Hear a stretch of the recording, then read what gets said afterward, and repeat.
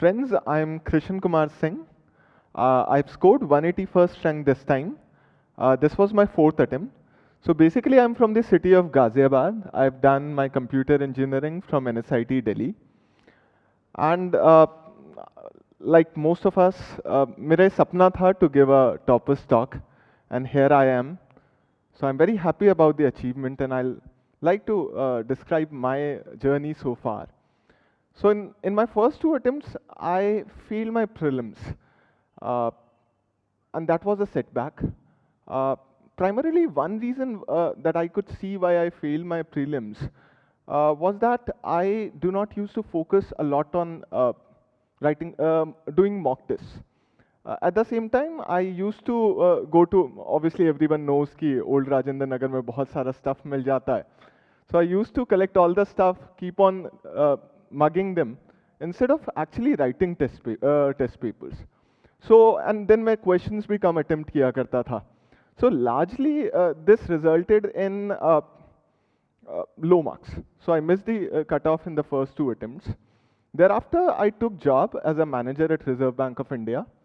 And फिर मैंने अपनी गलतियाँ ज़रूर समझी. I discussed these mistakes with a lot of people. And I realized कि मुझे prelims के लिए अपनी strategy recalibrate करनी होगी. So in the next two attempts, I got marks in prelims which are close to 20-25 marks more than the speculated cutoff. So इसका reason अगर मैं देखूं, आपको कोशिश ये करनी है कि आपके पास जो मटेरियल है उसे जितना ज़्यादा कंसाइज हो उतना रखें. At the same time static के ऊपर फोकस करें. अगर आप टॉपर स्टॉक कोई भी देखेंगे, एवरी टॉपर सेज कि जो स्टैटिक पोर्शन है वो लो हैंगिंग फ्रूट है.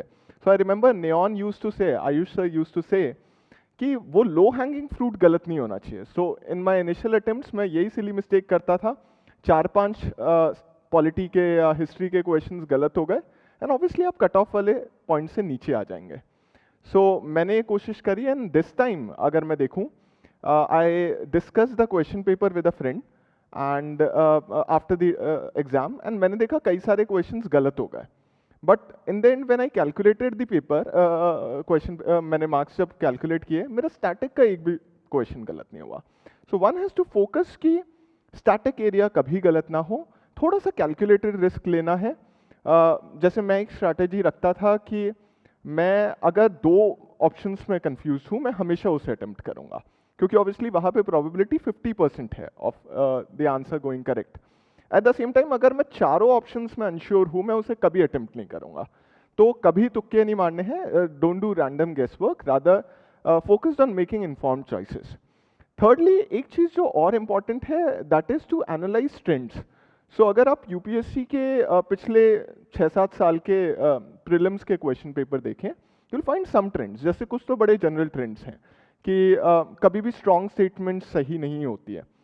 उसके साथ साथ कुछ और चीज़ें मैंने देखी, जैसे मैप्स के क्वेश्चन में आपको ट्रेंड्स मिल जाएंगे. ज़्यादातर आप अगर देखेंगे, कोई रीजन न्यूज़ में चल रहा है, मान लीजिए साउथ ईस्ट एशिया चल रहा है या ईस्ट चाइना सी चल रहा है, तो वहाँ से क्वेश्चंस आने की प्रोबेबिलिटी ज़्यादा है.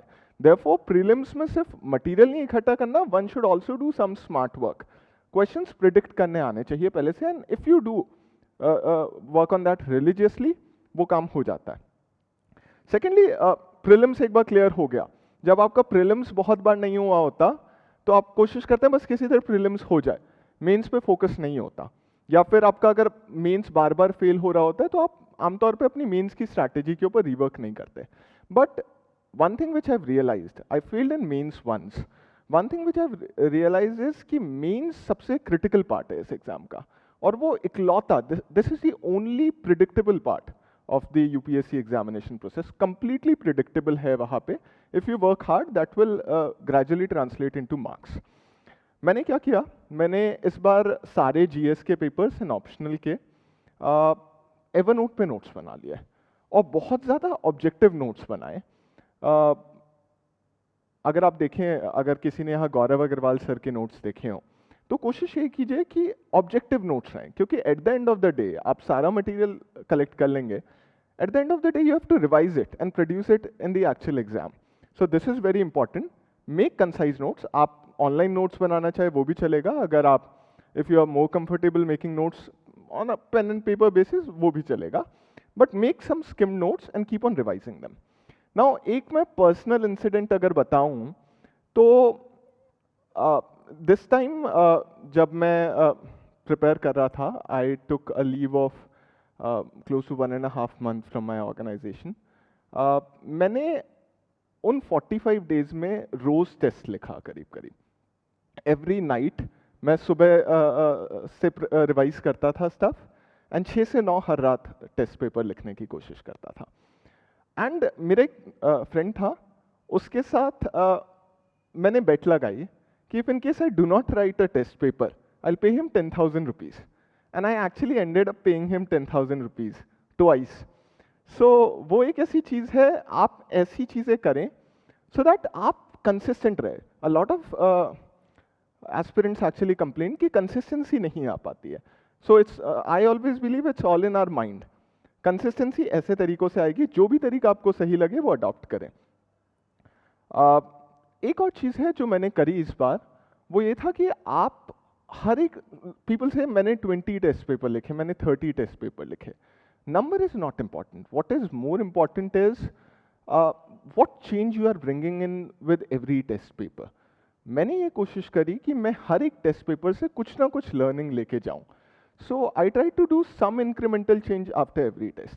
I had a group of 2 or 3 friends जिनके साथ मैंने हर रात जो भी टेस्ट पेपर लिखा, मैं स्कैन कॉपी नेक्स्ट डे आ जाया करती थी, मैं वो स्कैन कॉपी उन्हें भेजता था एंड एक पूरा 1 घंटे का डिस्कशन करता था over how I could have improved on that. ये बहुत हेल्पफुल हुआ क्योंकि before every next paper I had something knew that I could experiment with, और उससे मुझे लगा कि मैं हर एक टेस्ट पेपर के साथ लिख रहा हूँ। सो जो 40 टेस्ट करीब मैंने लिखे, उसमें मैंने हर एक टेस्ट में इम्प्रूव किया।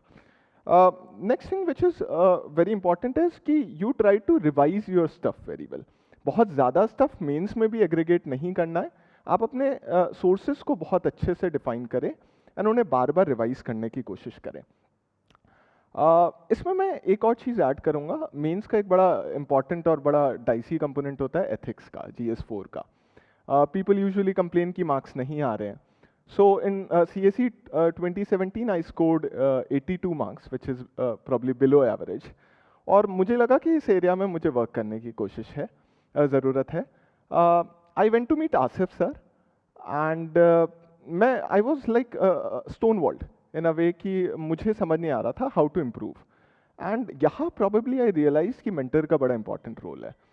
सो Asif sir showed me close to 20-30, he sat with me for an hour, he showed me 20-30 test copies and he discussed with me each and every question in the paper. So बहुत important है कि आप अपना थोड़ा सा perspective change करें। आप बार बार same तरीके से लिख रहे हैं, सेम मिस्टेक्स कर रहे हैं, एंड फिर सेम मार्क्स आएंगे। एक और चीज़ जो मैंने करी, जो आप GS4 में कर सकते हैं, इनफैक्ट पूरे पेपर ऐसे में कर सकते हैं, try to discuss your paper with people who are not preparing for the exam. So largely हम सबका पर्सपेक्टिव हो जाता है when we are preparing for the exam, answers एक जैसे होते हैं, NGO लिख देंगे, सोशल ऑडिट लिख देंगे, सेम चीज़ें लिख रहे होते हैं। I discussed my ethics. So since 2013 जितने भी GS4 के पेपर आए हैं, I discussed all of them with my sister, and मैंने कहा कि इसमें और क्या आंसर लिखे जा सकते हैं, and for each and every question I got 3 or 4 new kinds of answers. Campaigns, so she works in an advertising firm. उनका पर्सपेक्टिव ही completely different है। तो आप ऐसे डिस्कस करें, और फिर लकीली दिस ईयर बहुत सारी, पता है एथिक्स के अंदर people don't realise, people see case studies as entirely new problems. ऐसा नहीं होता। केस स्टडीज 20 या 30 टाइप की होती हैं, उनके अंदर वो सेम टाइप के डिलेमास, सेम टाइप के एथिकल क्वेश्चंस होते हैं। So if you have thought very well before hand, case study में कुछ भी नया नहीं होता है। So think over them. मैंने सबके ऊपर कुछ ना कुछ पॉइंट्स बना लिए थे, एंड लकीली सारी की सारी केस स्टडीज मुझे ट्रेडिशनल लाइंस पे लगी। इसके साथ मैं जब फाइनली इंटरव्यू कॉल आई, आई स्टिल रिमेंबर 20 दिसंबर वाली date. This was going to be my first interview, and people usually believe कि फर्स्ट इंटरव्यू है, कैसे प्रिपेयर करना है, ये क्वेश्चन इंपॉर्टेंट होता है। One thing which is more important than anything else is to know yourself, know your DAF very properly. So I graduated from Netaji Subhash Institute of Technology. I should be knowing decent enough things about Netaji. I work at RBI, so I should have a very strong opinion on whether demonetization was a success or a failure. How is the regulation with how is RBI regulating the banks?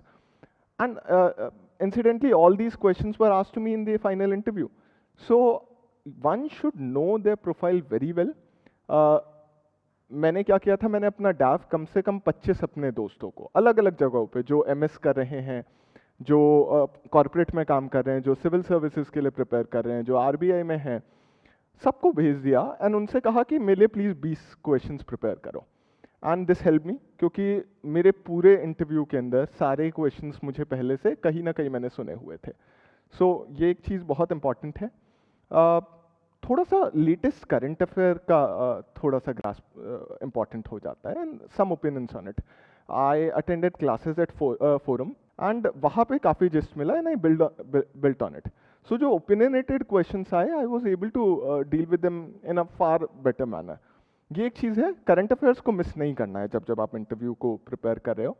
एक और चीज़ है, मैंने regularly मॉक्स किए,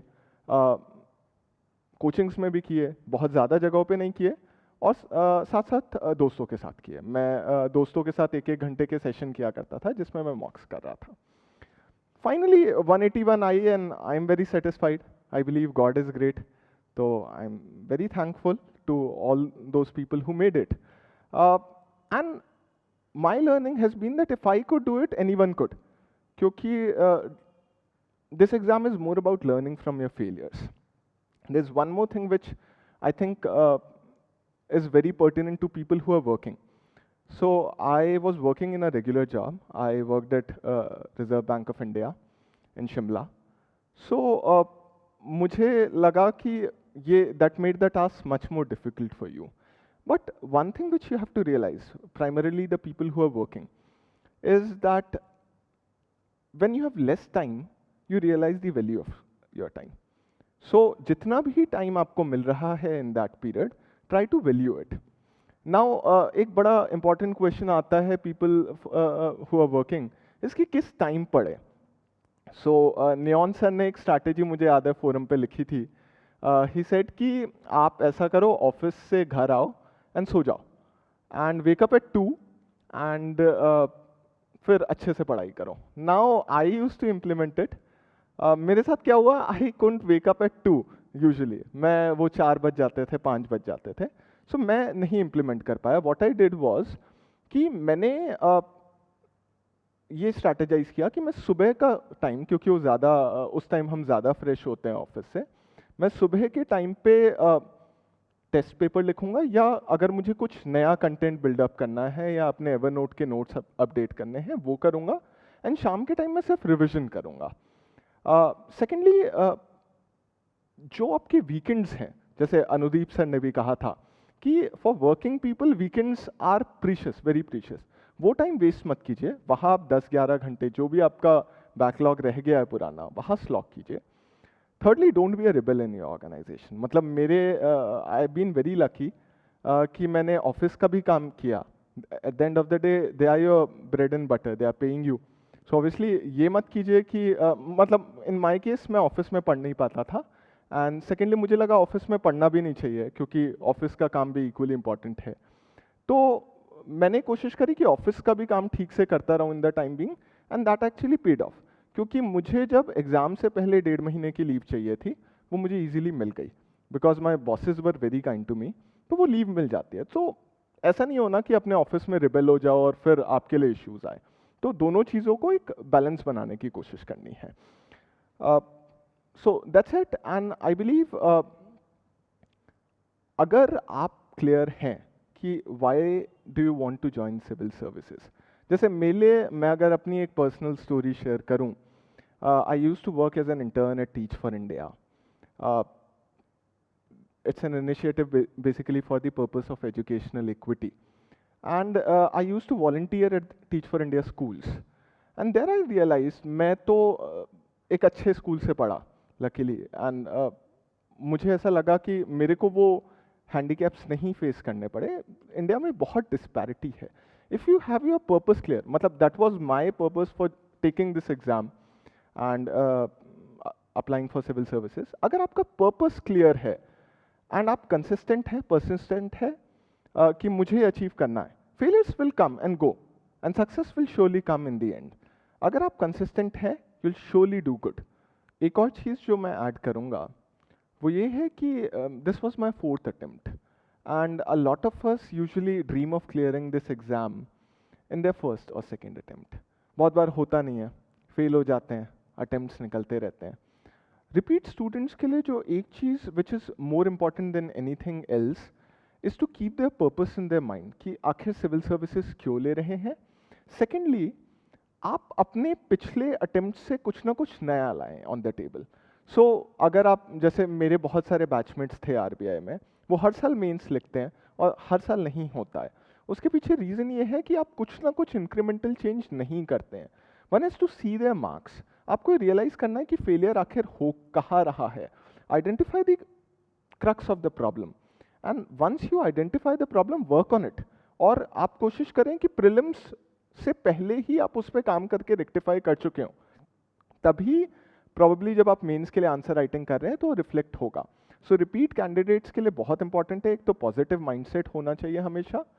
secondly, एक reflective attitude होना चाहिए, अपनी problems को बार बार सोचना चाहिए आपको एंड उसके ऊपर वर्क करना चाहिए and I believe it works wonders. So I am a very old member of Forum IS. I made my account 6 years ago. K2 Rock handle है, सुना नहीं होगा क्योंकि मैं बहुत ज़्यादा एक्टिव नहीं हुआ करता था, but I been following Neon's post. वो ना ही मेरे लिए स्ट्रैटेजी बनाने में इंपॉर्टेंट थी, बल्कि बहुत सारे ऐसे फेसेस आते हैं when you meet failures, when you meet successes, आप कैसे उनसे ऊपर उठें एंड कैसे अपनी लर्निंग्स लें। मतलब Neon has been my role model for a very long time. ये फर्स्ट ईयर था जब मैंने फोरम में MGP ज्वाइन करी and one thing which I saw was कि फोरम की MGP में I could get 1-to-1 connect. आप जाते हैं कोई रेगुलर टेस्ट सीरीज में, आप टेस्ट लिखते हैं, मार्क्स आते हैं, so it's just a one way process. यहाँ पे मैं रेगुलरली आसिफ सर से मिला एंड आई रियलाइज कि वो एक 2-way प्रोसेस हो जाता है। So I ask my doubts from him. He gives me a few suggestions. I work on it. So largely, I'm very thankful to Forum IAS. Probably ये platform जो मुझे मिल सका, and it worked very well for me this time. So keep on working hard, and my best wishes to everyone. Thank you.